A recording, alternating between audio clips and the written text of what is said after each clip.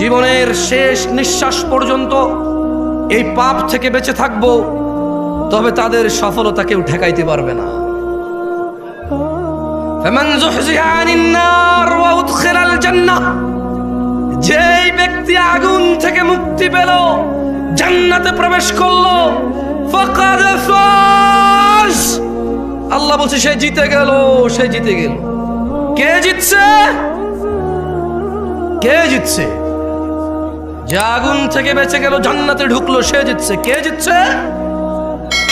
কে জিতছে? যে 3 গোল দিছে সে? কে জিতছে? বলেন বলেন, মুখস্থ করেন, ঠোঁটের মধ্যে নিয়ে আসেন, দেখেন না মুখের থেকে হৃদয় ঢোকে কিনা। কে জিতছে? নাকি যে ছক্কা মারছে? কে জিতছে? নাকি যে চাকরি পাইছে? কে জিতছে? নাকি যে নেতা হইছে? কে জিতছে? নাকি যে ব্যবসায়ী হইছে? কে জিতছে? যার বাপের 20 বিঘা জমি সে, নাকি যে আগুন থেকে মুক্তি পাইছে? সুসংবাদ, সুসংবাদ। কি আল্লাহ পাইছো? আমি মাঝে মধ্যে চিন্তা করি, আল্লাহ এত দয়ালু না হলে, আল্লাহ এত দয়ালু না হলে আমরা পৃথিবীতেই শেষ হয়ে যেতাম। আল্লাহ তাআলা কোরআনে বলছেন, মনোযোগ দিয়ে শুনেন, ইল্লা মান তাব, ও চোরের দলেরা, ও জানাখোররা, ও নেশাগ্রস্তরা, ও অত্যাচারীরা, ও জালেমরা, ও ইসলাম বিদ্বেষীরা, ও আল্লাহদ্রোহীরা, ইল্লা মান তাব, সুযোগ, সুযোগ, মহা সুযোগ, অফার, অফার, বিশাল অফার। ওহো, কি ঘোষণা আল্লাহ! অতঃপর যেই ব্যক্তি অন্যায়, চুরি হোক, যা হোক, নেশা হোক, জানা হোক, যে কোনো অন্যায় হোক, ইল্লা মান তাব, অন্যায় যত হোক, যে ব্যক্তি অন্যায় থেকে তওবা করলো, ফিরে আসলো, ওয়া আমানা, আল্লাহর প্রতি ঈমান আনলো, ওয়া আমিলা আমালান সালিহা, অপরাধ জমিন থেকে আসমানের মেঘমালা, অপরাধ জমিন পরিপূর্ণ হয়ে আছে, অপরাধ সাগরের অতুলনীয় জায়গায় পৌঁছে গেছে। আল্লাহ বলছে খালি ফিরে আয় রে, তোর অপরাধ কতটুকু অপরাধ, তো ফিরে আয়, মাপ চা, ঈমান আন, ভালো কাজ কর। বয়স তো 70 হয়ে গেছে, 35 হয়ে গেছে, 40 হয়ে গেছে, ডেলি একটা মেয়ের সাথে শুয়েছি, ডেলি 2 লিটার মদ খাইছি, আল্লাহ ফিরে আসলে হবে?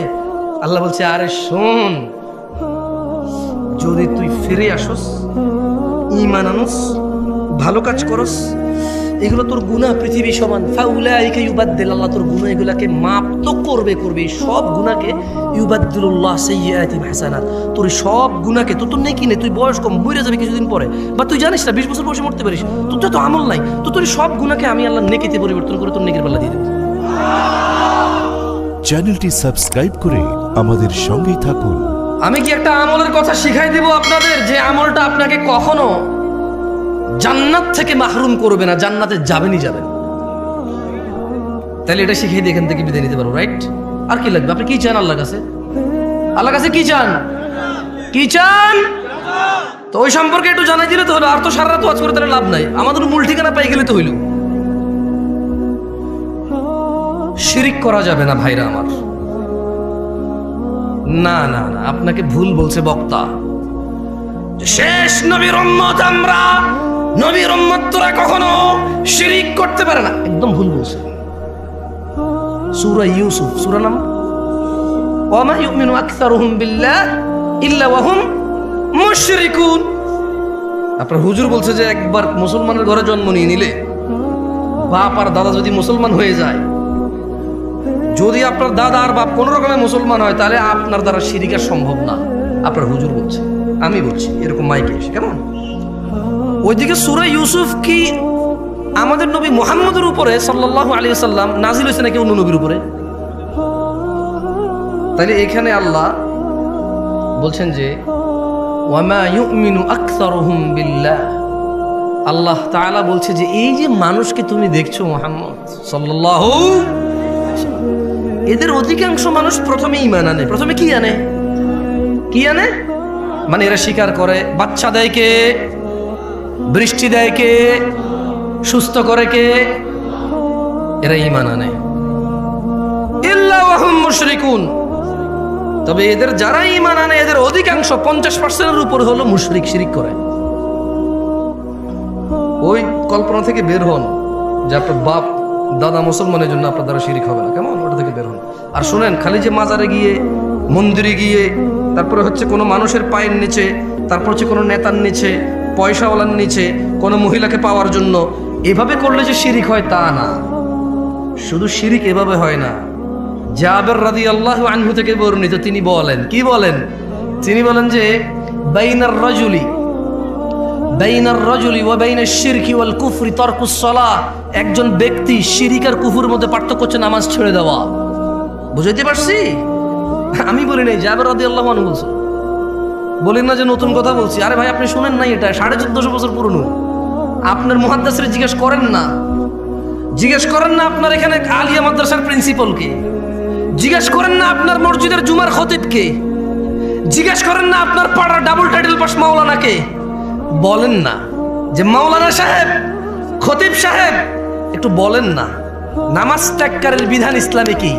বুখারী, মুসলিম, তিরমিজি, আবু দাউদ, মুসনাদ আহমদ, বাইহাকি, মুআত্তা মালিক, হ্যাঁ, আপনি যে বইগুলোর নাম জানেন ওনাকে বলেন না যে সবগুলা বইকে একত্রিত করে, সবগুলা বই থেকে নির্যাস বের করে সালাত ত্যাগকারীর বিধানকে ইসলামে একটু আমাকে পড়ে শোনান।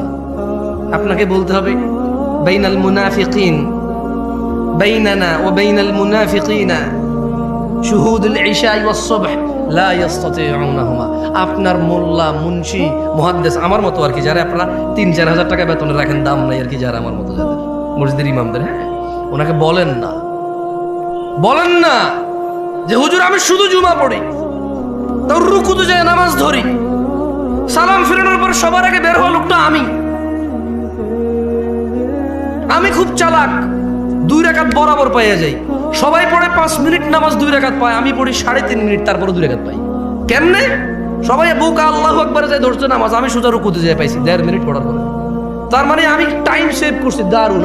আমি যে কি বুদ্ধিমান, আল্লাহ, আমি যে কি চালাক। ইমাম সাহেব, আপনি বুঝেন না, আপনি জানেন না আমি কত ক্লেভার, আমি হেভি জিনিয়াস টাইপের জিনিস। হ্যাঁ, চিন্তা করেন, তোরা 5 মিনিট পড়ে 2 রাকাত, আমি 3.5 মিনিট পড়ে 2 রাকাত আমি।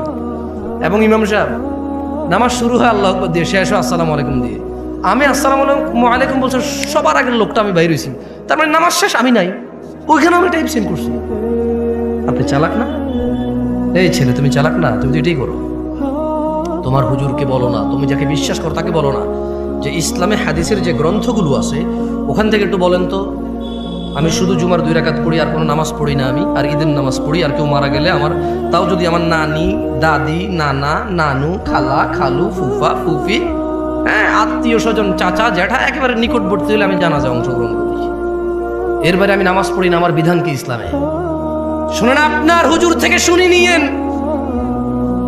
নিয়েন আপনার আলেম থেকে, শুনে নিয়েন আপনার বিশ্বস্ত মানুষটা থেকে, যাকে আপনি শ্রদ্ধা করেন। আজকে আমাকে নিয়ে আসছেন, আমি বলে দিই, দেখিয়ে এগুলো এসে বলতে হবে। যদি সে আপনাকে আদর করে এইভাবে মাথা বুড়ি বলে যার সমস্যা নেই, ঠিক হয়ে যাবে, তো ওনার ব্যাপার। আর যদি বই থেকে নিয়ে আসে কথা, কোথায় থেকে? বই থেকে নিয়ে আসতে বলবে যে বাইনানা ওয়া বাইনাল মুনাফিকিন শুহুদুল ইশা ওয়াস সুবহ লা ইস্তাতিউনাহুমা। বলতে হবে যে আল্লাহর নবী বলছে আমাদের মুসলমানদের আর মুনাফিকদের মধ্যে পার্থক্য হচ্ছে ফজর আর ইশায় উপস্থিত হওয়া।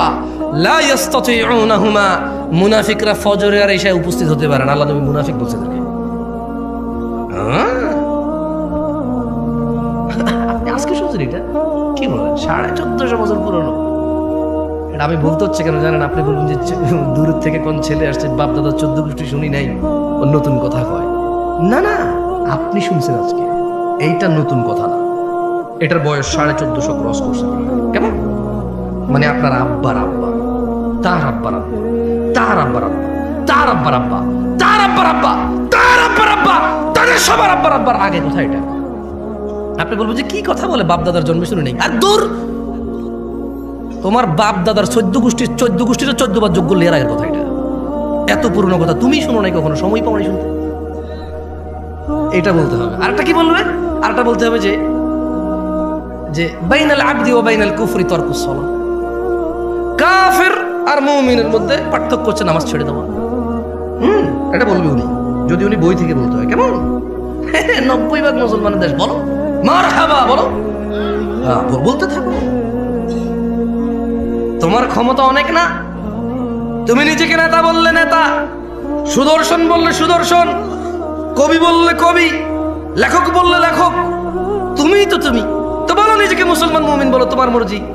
কিন্তু মনে রাখবা, ইয়াউমা লা তামলিকু নাফসুন লিনাফসিন শাইআ ওয়াল আমরু ইয়াউমাইযিন লিল্লাহ।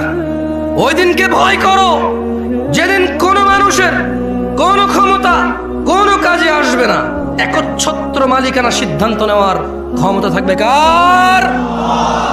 ওই দিনকে ভয় করো। ওই দিন মুসলমান বললে মুসলমান হওয়া যাবে না। আল্লাহর নবী বলে গেছে যে নামাজ ত্যাগ করে সে কুফরি করে।